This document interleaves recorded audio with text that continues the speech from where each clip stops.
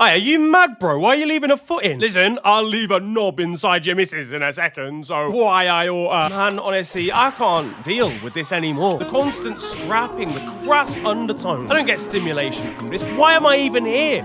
I listen to jazz, for fuck's sake. I need something to take the edge off. Has he started vaping? Having a strong start to his life at hashtag in the last resort position. Oh, and is that a foul? I was vaping! I was vaping! Oh, flipping heck, lads, I'm blowing. Oh, what, Mark, are you tired? Oh, no, sorry, my bad, he means the blueberry raz. Mark, there's another scrap going on. Please, Mark, I'm gonna need you to lock in on this one. Fuck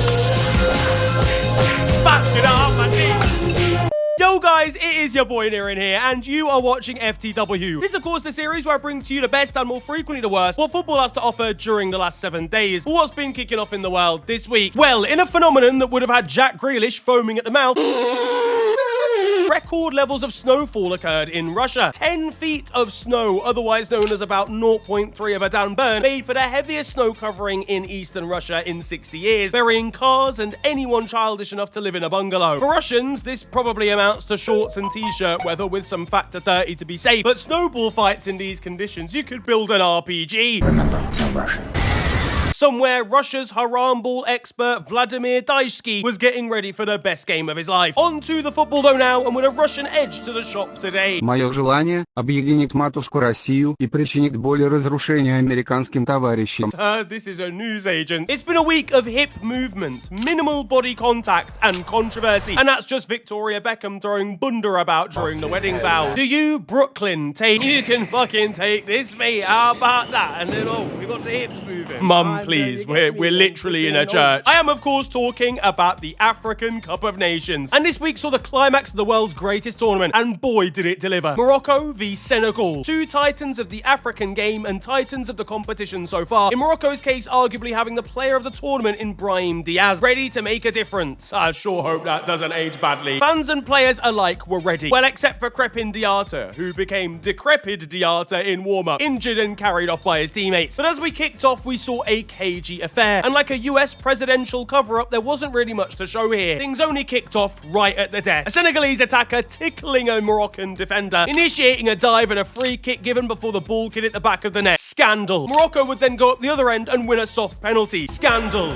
Again. Senegal unprecedentedly would then do what Victor Gyökeres has been doing all season and would refuse to play football. Youngster Ibrahima Mbaye was on Snapchat during the downtime as Senegalese players went back to the dressing room in protest against the refereeing decisions here. He was creasing on BBM, I'm sure, whilst the diplomatic incident was going on outside. Morocco hosting a tournament and getting favourable decisions up to this stage had been a major talking point across the competition anyway, and the referee could be seen running out of the ground with money in the bank. Anytime Senegal would go forward, there would be the stars would align to make sure that they did not score in this one. 20 minutes later though, and after this ordeal, Sadio Mane would call out his teammates. Little did they know that Brahim Diaz was on crack cocaine. Oh, just put it in his net! Kulsi, Sibka, Kulsi! 3,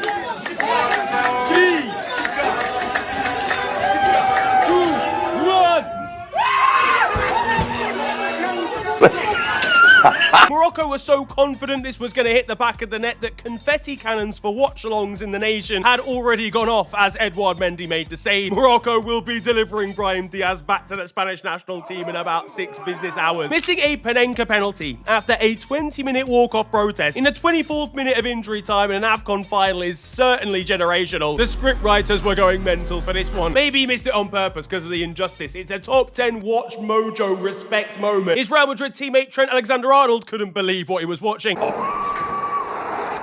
Now, with this, and Brahim was absolutely heartbroken. Today I feel Depression. His manager was having a go at him. He had people crying out on the street, and that would get worse when Senegal took the lead just 4 minutes into extra time. It can't go on like this, can it? It can't. Senegal were victorious, Brahim Diaz was left in tears, and Idrissa Gueye was doing Ashraf Hakimi's penguin dance celebration in his former PSG teammate's direction. Yeah, it's a shithousery award. They must have beef of some kind. This game also saw bizarre scenes between Morocco's ball boys boys and Senegal's backup goalkeeper. They were trying to steal Edouard Mendy's towel that he was using to dry his gloves and the ball, and it led to physical scraps ensuing whilst the game was actually going on, including ball boys and even stadium officials. Dirty tactics to try and get even more of a home advantage from Morocco. Hotels hate to see them coming. The award that Brahim Diaz is actually going to win for this tournament is a little bit different, and they've been doing it all tournament. Nigeria's goalkeeper being quoted as saying they can use his towel to dry their tears after losing the final. The Senegalese shot stopper was having to perform stepovers just to get away from Moroccan substitutes. Saibari here, who was trying to block him, had an interesting selection of Instagram comments after the game. In fairness to him, he did apologise to Edouard Mendy in person after the final, though Edouard will be left confused when he finishes his shower at full time, and all Morocco's players have left him with is a paper towel and 3 ankle socks to dry himself. Morocco interestingly winning the Fair Play Award at their own home tournament, though it seems a little bit suspicious to me. Senegal, though, of course, with that were your AFCON champions. Sadio Mane could be seen posing with the trophy in front of hordes of Senegalese fans who are out on the streets loving life. The situation, though, absolutely crazy, and I think it has definitely left a bit of a stain on African football in the way that Morocco have handled the situation with the towels, etc., in some of the refereeing decisions, and some of them really favouring Morocco throughout the tournament, but also, you know, the professionalism, I guess, of Senegal to just walk off. I think they were right to make a statement, but ultimately it does leave a bad taste in the mouth, especially for Moroccan journalists who walked out on Pep Guardiola's press conference at full time and also called for the sacking of their own boss. Now, in the Premier League and up in Manchester, it's been tricky times for both clubs. Because I live in a shithole! Man City are in a rough patch of form trying to catch Arsenal for the league. Plus, they've got a centre-back injury crisis. Meanwhile, Manchester United are, well, being Manchester United. But the Red Devils outdid themselves here. Bruno Fernandes!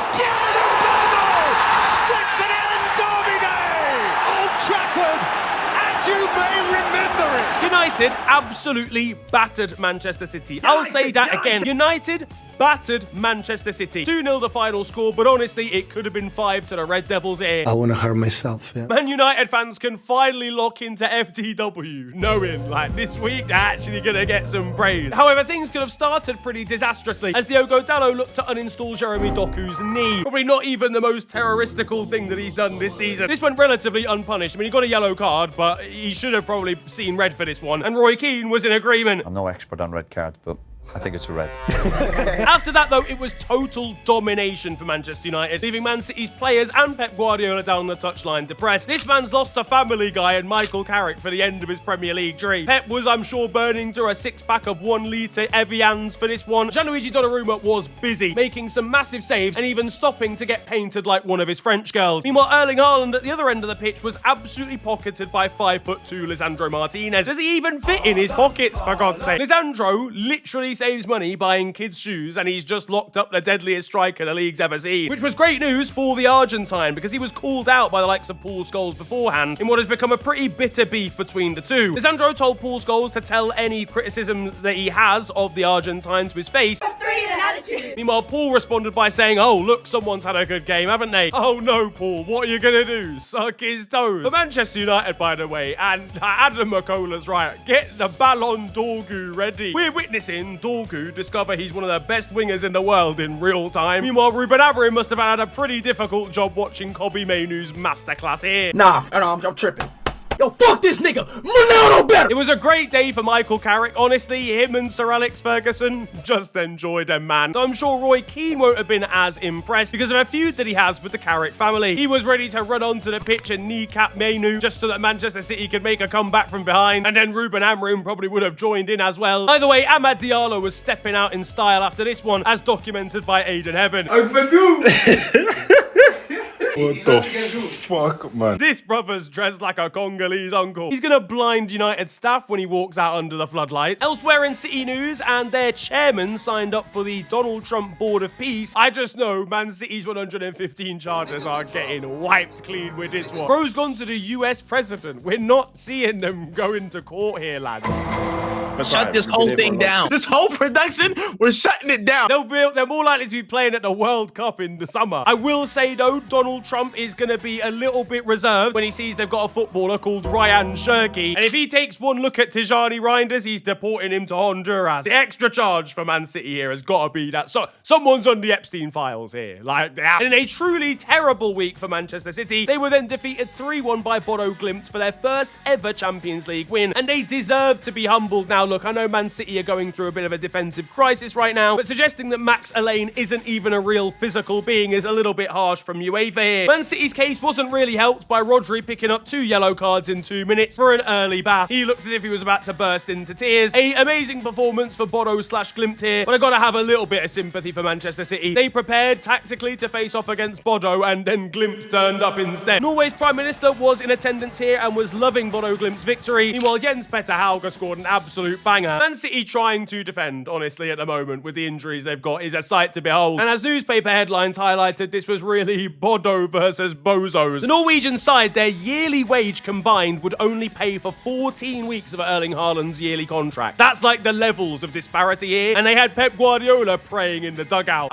God, if you're hearing me, inshallah, and even also outshallah, please just give me one competent centre-back. I need to be able to. And Man City's players offered out refunds for fans that had travelled all the way to the Arctic Circle for this one. Ruben Diaz even apologising. Bro, you weren't even there. You weren't playing. You don't have to apologise. Elsewhere in the Champions League, and Marseille would welcome Liverpool to France, Arne Slot was caught giving a rundown of Marseille's squad before kickoff in a tactical meeting. LFC, the worst people in history. It's Idi Amin in goal. In attacking midfield, it is Gary Glisser and the strike partnership of Jimmy Savile and... Now, his opposite number, Roberto De Zerbi, said that he didn't go into any game planning to draw, and they were aiming and planning to win. Clearly, he didn't plan hard enough here, as they were defeated 3-0 pretty easily. The TNT Sports were firmly up Mason Greenwood's arsehole during this entire football match, claiming that Liverpool really needed to fear him. I've got a serious demographic of people that should fear him, and it's not Liverpool's players. There's only one wing that man should be on. Marseille fans were giving it large to Liverpool travelling supporters. One, though, managed to stack it pretty painfully, judging by this video. Meanwhile, Arne Slot had beef with Liverpool supporters going into this game. Do you feel that there is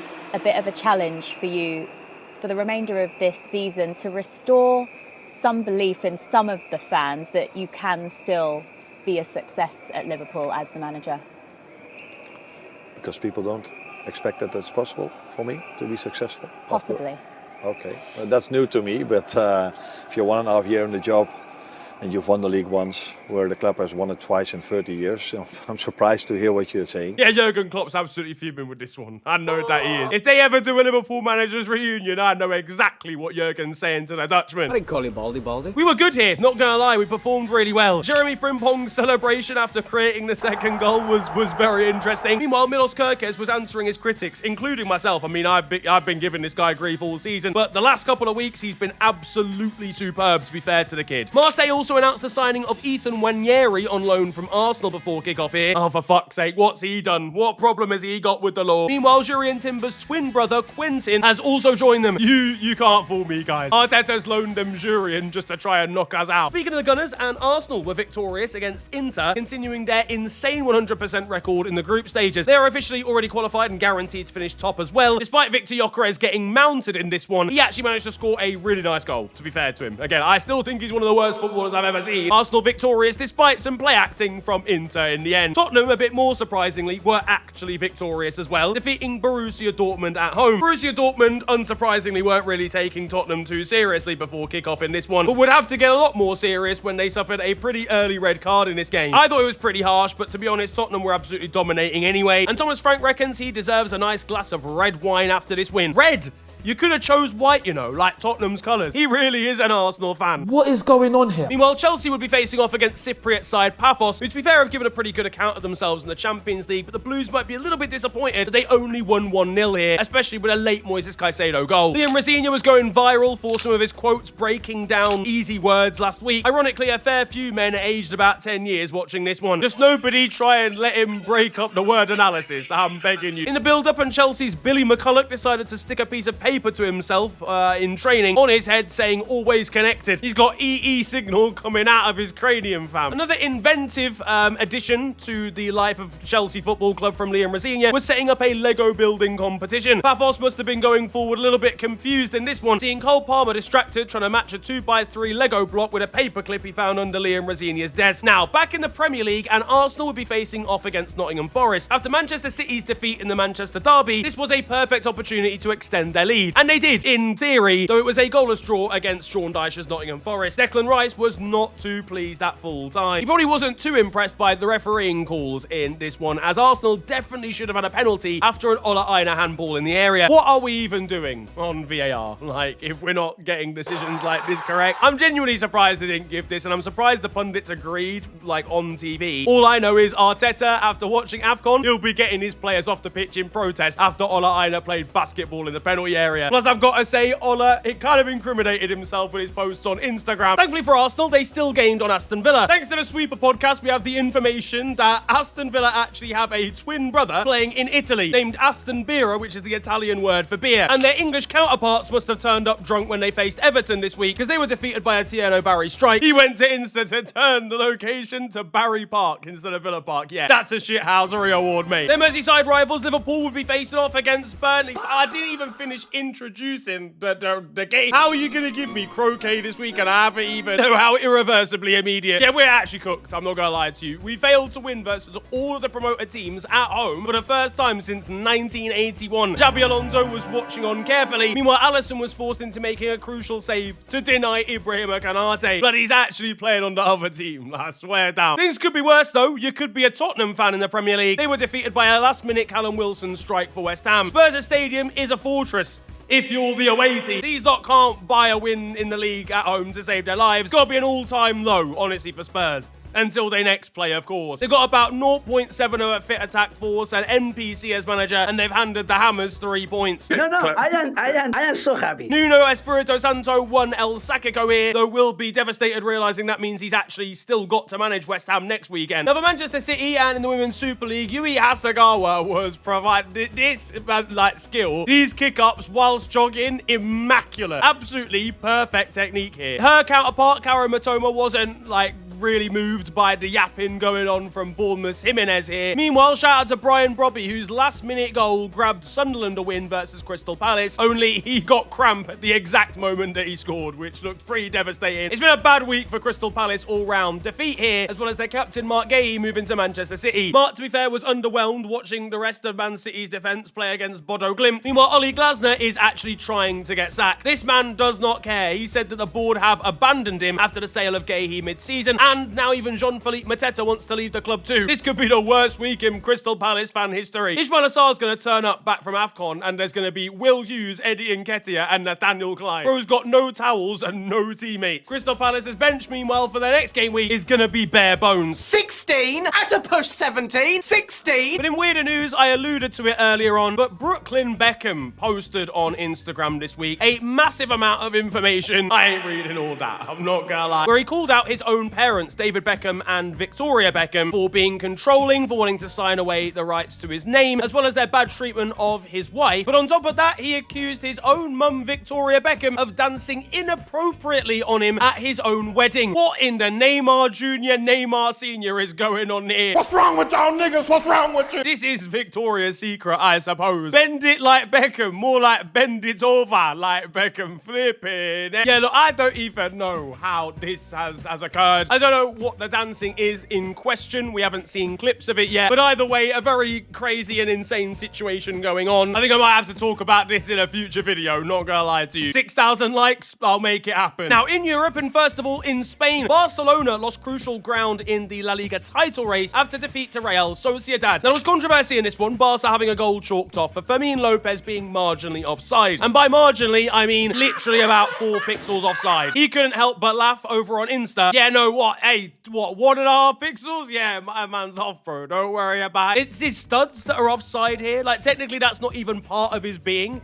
It's like your shorts being offside. I don't know, like in England, obviously, we have that margin of error where there's like a 5cm window where you're allowed to be within, whereas Spain doesn't have that. So if you're even 1 millimeter off, you are offside. But this is an absolute joke, let's be honest. It now means that Real Madrid are just 1 point behind them in the league, despite their supporters booing them during the weekend after losing to Albacete. But in some good news for Barcelona, Barcelona, and they've actually managed to sell Marc-Andre ter Stegen. Their supporters are absolutely delighted reacting to this one. He is heading to Girona. Honestly, Girona, it has been so real. Like, love to you guys being in La Liga, but your time is done. Like, it's actually over now. Well, some scenes for Antoine Griezmann, where Davinson Sanchez's son was given a signed shirt by the Atletico forward. I guess we could call him Davinson's son in that situation. Meanwhile, over at Celta Vigo, and their goalkeeper was feeling extra for their team photo in the Europa League. Now, in Italy, and Juventus were defeated by Cagliari this week. Quite incredibly, given the match momentum graph on this one, Cagliari with a real smash and grab. That wasn't stopping the mascot in the tunnel beforehand doing a TikTok before kickoff. What the fuck is going on here? And the reason why Juventus might have lost this one is because their goalkeeper, Mattia Perin, decided that he was allergic to the ball as it was sliding past him. Juventus were also active in the Champions League, but were at least victorious. They defeated Benfica 2-0, and it featured maybe the worst penalty of all time, even if it was a little bit unfortunate. Luciano Spalletti was on the bench slapping Lois Apenda. He was far too distracted, causing physical damage, but that's not bringing down the vibes at Juve, because the celebration they brought out during this one was cold. Meanwhile, at Palermo, and they weren't hanging around whatsoever, as Jacopo Segre scored the fastest goal in the club's history just 10 seconds into their match against Spezia. Simple ball forward, nice knockdown, a lovely flick, and a banger of a finish into the top corner. In Germany and at Bayern Munich, it's all sunshine and rainbows for them. They're top of the league, and that sunshine is coming in part down to Michael Elise, as they were showing over on Twitter. There's a lovely redemption arc going on down in the second division of German football, though, where Schalke are currently top of the league. They're looking to add more firepower, having just signed Edin Dzeko, but at the back, they can also rely on one Loris Karius, a man who has been through the mill during his footballing career ever since that fateful night for Liverpool. He's battled with mental issues, physical injuries, but now is performing really well for them as they sit top of the league and are looking to get promoted back to the German top flight. Meanwhile,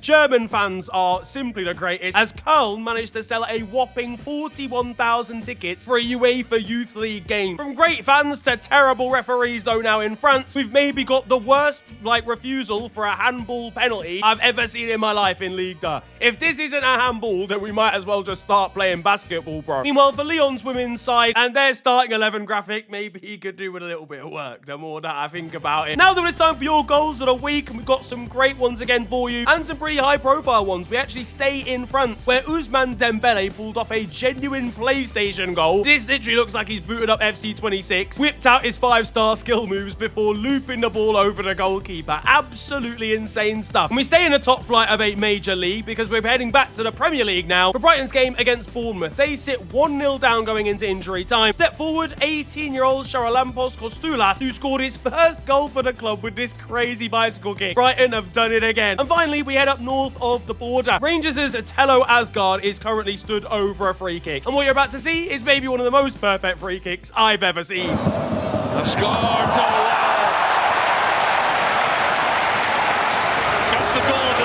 Hello all, and welcome to The Beautiful Game, the segment where we take a look at the poetic and brilliant side of the game that we love. We are back by popular demand for yet more glorious beauty.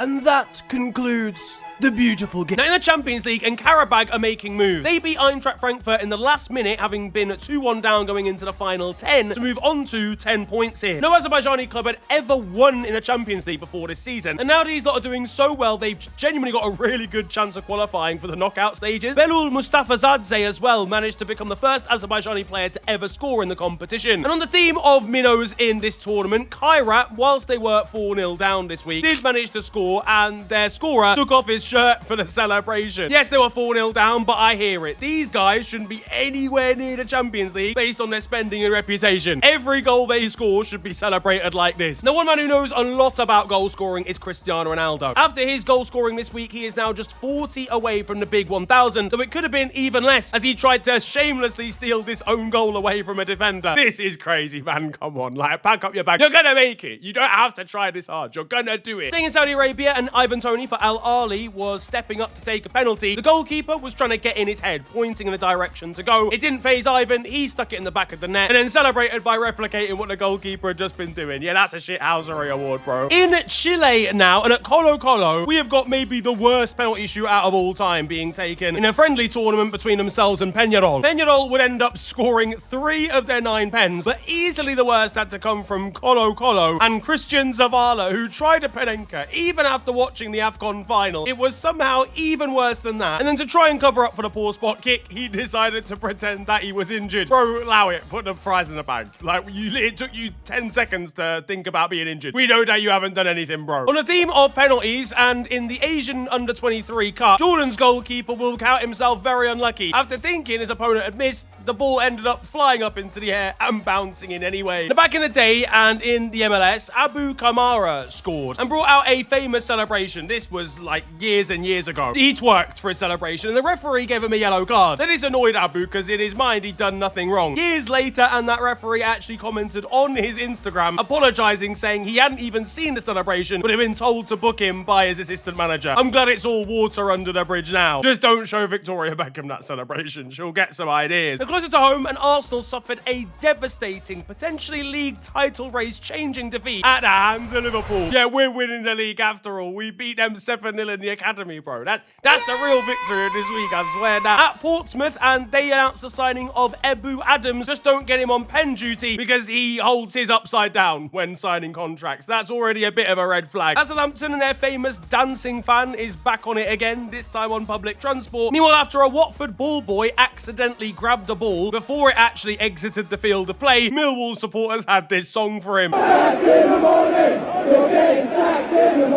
Meanwhile, in Preston's game against Hull, and Militon Osmajic found himself seeing red, both physically and metaphorically, as he went to headbutt a Hull player and was, of course, given his marching orders for doing so. You may know Militon Osmajic after he was involved in biting a Blackburn player a couple of years ago and then was banned for racially abusing Hannibal Mejbri. Just nobody tell him what country he's from, otherwise he's gonna lose his mind. It's always the ones you least expect, isn't it? I'm not being funny, lads. He's got 22 goals in 82 games for Preston. Is it really worth keeping him around at this point? At Stockport now, and this is where we're gonna find one of the craziest own goals you'll see all year, and it's only January, as the goalkeeper, trying to play a ball long quickly, just strikes it against the arse of his own defender. There's more goalkeeping shenanigans down at Lincoln City, where their shot stoppers somehow bought himself a free kick from a set piece for punching himself. Down in the National League, there's considerably more contact though, after an original catastrophic challenge here. I don't know how this went unpunished. The guy who's gone down has more than got his revenge, waiting for his attacker to be back on the ball before absolutely clamping him back. This is good old English football. And good old Scottish football is going on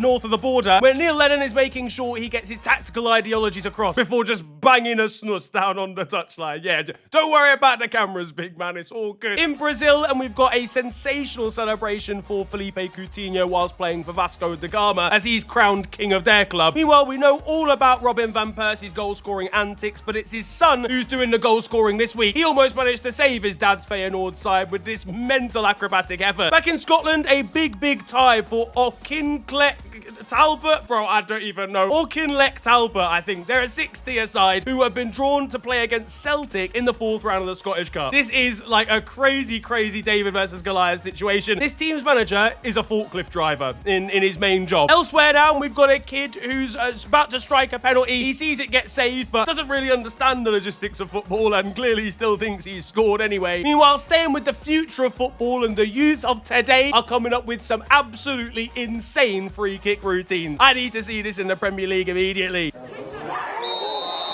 Now, though, it's time for Still 0-0, and you guys know the score by now. This is a segment of the show where I bring to you the best of Sunday League and amateur football. Now, this week, we've actually kind of got a pretty serious story. You get pretty bad challenges, you know, in Sunday League, relatively regularly. Just something mistimed, or maybe something a bit overly physical, because Sunday League keeps that physicality that's maybe missing in modern football these days. But there is absolutely no excuse for what happened in Wales this week, where a man has been bailed after an alleged assault of an amateur footballer. This in the Ardal North West League, in a game between Treasure Bay, and Portmadog. Now, I'm not Welsh, so I know that I pronounced those wrong, and I'm sorry. This wasn't just physicality. A 35-year-old man was arrested for an alleged attack during this amateur game. Tom Taylor, who's been released by his side, Treasure Bay, on Danny Brookwell, who thankfully, after this, was only left with a concussion and has been recovering at home recently. Now, I do have to say that it is alleged because it's actually a legal proceeding at the moment, and I don't want to contempt any courts at the moment. But either way, as a general, you know, any level of force that is leading to anybody being arrested on a football pitch has no place on that football pitch. There's physicality in a Sunday League game, and then there's being absolutely ridiculous. On to the weird stuff though now, and we start in Ecuador. The theme of punch-ups kind of continues for Venezuelan coach Cesar Farias. Back in 2023, this man was suspended for 14 months from the beautiful game for not such beautiful activities. He hit 2 players, including a man called Brian Oyola, in a league game in that season. Well, the slight issue is he's now going to have a pretty awkward reunion. You see, now, this year, Cesar is back in the game and has been hired as manager of SC Barcelona in the country, who do employ Brian Oyola. So now he's got to manage a man that he smacked up 3 years ago. And finally, we've got a crazy story from Belgium. I told you about Kairat, who managed to get themselves on the score sheet against Club Brugge this week, but there were crazy scenes going on in the stands. You see, a group of Belgian supporters had decided to smuggle mankinis like Borat, you know, famously from Kazakhstan in the Borat films, and decided that if they got to a certain scoreline, they would get those out of their backpack, wear them, and parade them in the Kazakhstani stadium. Well, unfortunately, Kazakhstani police didn't see the funny side of this and arrested them, I assume, for public indecency, and even kept them in prison for 5 days. They have now been released, but yeah, don't wear mankinis in Kazakhstan, boys. That, though, is going to wrap up football this week, and I hope you have enjoyed it. If you have, then feel free to slap a like on the video, and of course, subscribe if you are new to the channel. You can also follow me on social media. It is at officialfng on Twitter and on Insta. But a pleasure ranting at you guys today. Have a wonderful day, enjoy yourselves, and goodbye.